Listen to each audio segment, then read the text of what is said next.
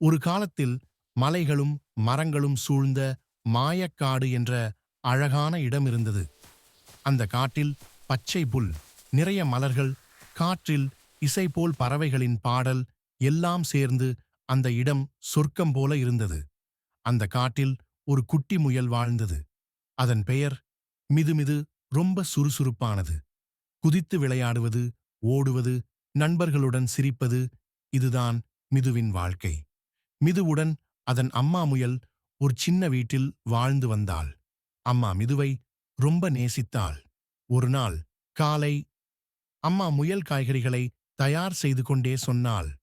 மிது, காடு ஆழத்துக்குள் தனியா போகாதே கண்ணே, நான் சொல்வதை கவனமா கேளு. மிது சிரித்துக்கொண்டு சொன்னது, சரி அம்மா, நான் சும்மா கொஞ்சம் தூரம்தான். ஆனால் மிது அம்மா சொன்னதை மனசுக்குள் எடுத்துக்கொள்ளவில்லை. அதே நேரத்தில் மிதுவின் நண்பன் கிளி குஞ்சு பறந்து வந்தது. மிது, மிது, அந்த பக்கம் ரொம்ப அழகான பூ இருக்கு என்று உற்சாகமாகச் சொன்னது. மிதுவின் கண்கள் ஒளிர்ந்தன. வாங்க போகலாம் என்று சொல்லி இருவரும் காடு ஆழத்துக்குள் போனார்கள். அங்க ஒரு மின்னும் பூ, அது மெதுவாக ஒளிர்ந்தது.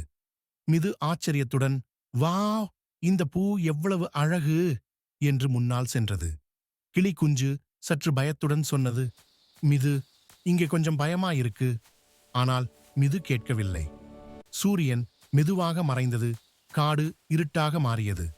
அப்போதுதான் மிதுவுக்கு உணர்ச்சி வந்தது. வழி தெரியவில்லை. மிது பயந்து அழுதது.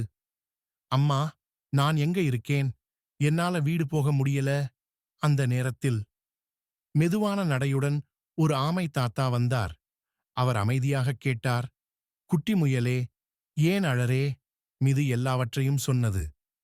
ஆமை தாத்தா சிரித்துக்கொண்டு சொன்னார், மிது, அம்மா சொல்வது உன்னை பாதுகாப்பதுக்காகத்தான். பெரியவர்கள் பேச்சை கேட்டு நடந்தா நம்ம வாழ்க்கை நல்லா இருக்கும். மிது தலை குனிந்து சொன்னது, நான் தவறு பண்ணிட்டேன் தாத்தா. ஆமை தாத்தா மிதுவை மெதுவாக வீட்டுக்கு கொண்டு போனார். சிறிது நேரத்தில் மிதுவின் வீடு தெரிந்தது. அம்மா முயல் மிதுவை பார்த்ததும் கண்ணீர் விட்டாள். அதை கட்டிப்பிடித்தாள். மிது, நீ பாதுகாப்பா வந்ததுதான் எனக்கு பெரிய சந்தோஷம் என்று சொன்னாள். மிது உறுதியுடன் சொன்னது, அம்மா, இனிமே நான் உங்க பேச்சை கண்டிப்பா கேட்பேன். அதற்கு பிறகு மிது பெரியவர்கள் சொல்வதை கேட்டது. தனியா எங்கும் போகவில்லை. நல்ல குட்டி முயலாக மாறியது. அம்மா அப்பா சொல்வதை கேட்பது நல்லது. சொல்வதை கேட்பது